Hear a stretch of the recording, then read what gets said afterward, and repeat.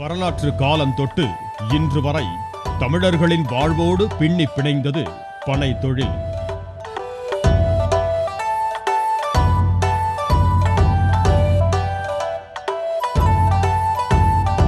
சுதந்திரத்திற்கு முன்பு தமிழ்நாட்டில் 50 கோடி பனை மரங்கள் இருந்ததாக அரசின் புள்ளி விவரம் தெரிவிக்கிறது.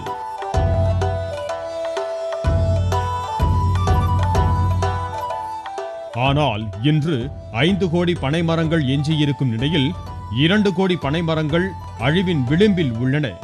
ஆங்கிலேயர் காலத்தில் அவர்களது தயாரிப்புகளான பீர், பிராந்தி ஆகியவற்றின் விற்பனை சரியக்கூடாது என்பதற்காக பனை ஏறுபவர்களுக்கென முதலில் லைசன்ஸ் முறை கொண்டு வரப்பட்டது.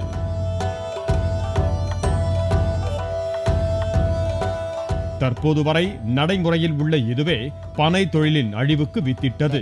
கள் மதுப்பட்டியலில் வருவதில்லை. ஆங்கிலேயர் காலத்தில் அத்தகைய தவறு நடந்துவிட்டது. அந்த தவறை இன்னும் திருத்திக் கொள்ளப்படவில்லை.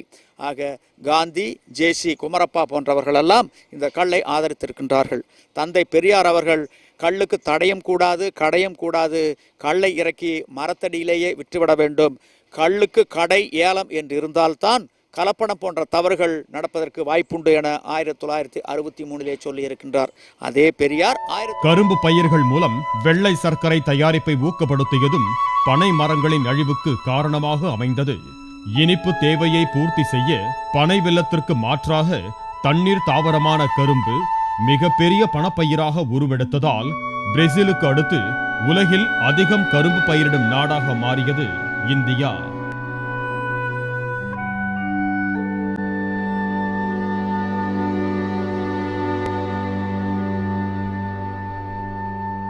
சுதந்திரத்திற்கு பிறகு வந்த அரசுகள் ஏராளமான சுகர் ஃபேக்ட்ரியை ஆரம்பிக்கிறதுக்கு தூண்டுகோலாக இருந்து ஆரம்பித்தாங்க.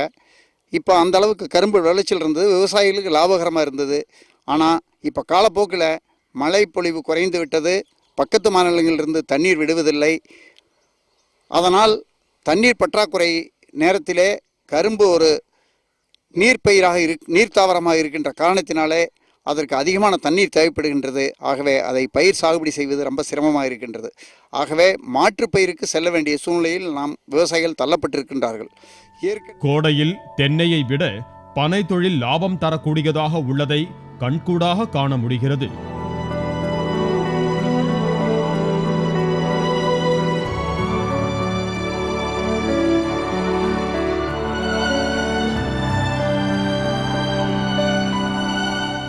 தென்னை மூலம் கிடைக்கும் தேங்காய் ஒன்றின் விலை 10 முதல் 20 ரூபாய் என்றால் 3 கண் உடைய நுங்கின் விலையும் 20 ரூபாய்தான்.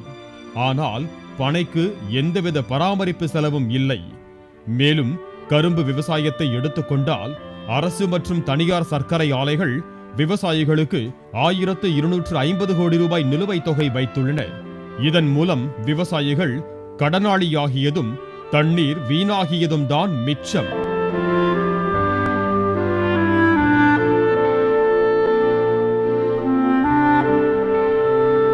மத்திய அரசும் சரி, மாநில அரசுகளும் சரி, விவசாயிகளிருந்து சுரண்டுற மாதிரி ஒரு சூழ்நிலை தான் இருக்காங்க. விவசாயி டெவலப் ஆன மாதிரியே இல்லை.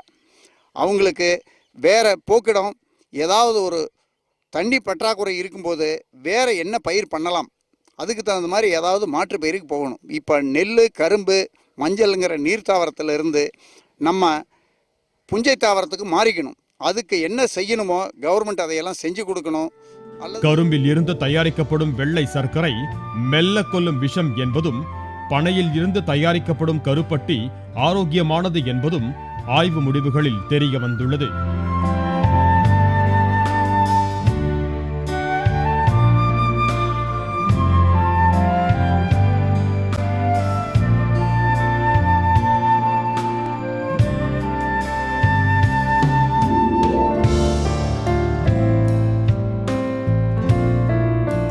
கடைகளில் 1 கிலோ சர்க்கரை 46 ரூபாய்க்கு விற்பனை செய்யப்படும் நிலையில் 1 கிலோ கருப்பட்டி 220 ரூபாய்க்கும் 1 கிலோ பனங்கற்கண்டு 520 ரூபாய்க்கும் விற்பனை செய்யப்படுகிறது.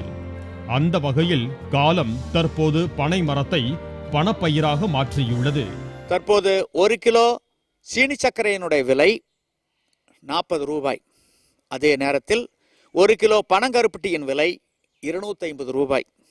அதே பனங்கருப்பட்டியை புளிக்காத, போதை தராத, ஆல்கஹால் இராத கல்லை கொண்டு தயாரித்தால் இன்று 400 முதல் 500 ரூபாய் வரை 1 கிலோ சர்க்கரை விற்கின்றது.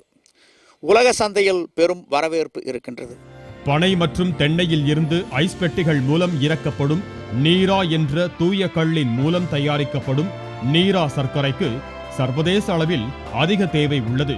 கரும்பு சர்க்கரையைப் போலவே நீரா சர்க்கரைக்கு வாசனை கிடையாது என்பதுடன் வெள்ளை சர்க்கரையில் உள்ள தீமைகளும் கிடையாது என்பது வரப்பிரசாதம். மேலும் நீராவை சர்க்கரையாக மாற்றாமல் கோகோ கோலா, பெப்சிக்கு நிகராக சத்துமிக்க குளிர்பானமாகவும் விற்க முடியும். இவ்வாறு தென்னையை வைத்து தயாரிக்கப்படும் நீரா மூலம் ஆண்டுக்கு 50,000 கோடி ரூபாய் வர்த்தகம் செய்ய கேரள அரசு நடவடிக்கை மேற்கொண்டு வருகிறது. எனவே பனை வாரியம் அமைத்து சர்க்கரை ஆலைகளைப் போல நீரா தயாரிப்பு ஆலைகள், கருப்பட்டி, பனக்கற்கண்டுக்கான ஆலைகள் அமைக்கவும், அவற்றை சந்தைப்படுத்த சர்வதேச அளவில் விற்பனை நிலையங்கள் அமைக்கவும் விவசாயிகள் கோரிக்கை விடுத்திருக்கிறார்கள். மேலும் கருவேல மரங்கள் அகற்றப்படும் இடங்களில் புதியதாக பனை மரங்கள் நடவும் கோரிக்கை எழுந்துள்ளது. பாலிமர் செய்திகளுக்காக தூத்துக்குடி விமல்ராஜ், சேலம் வினோத், ஈரோடு மாரியப்பன் மற்றும் பாலா.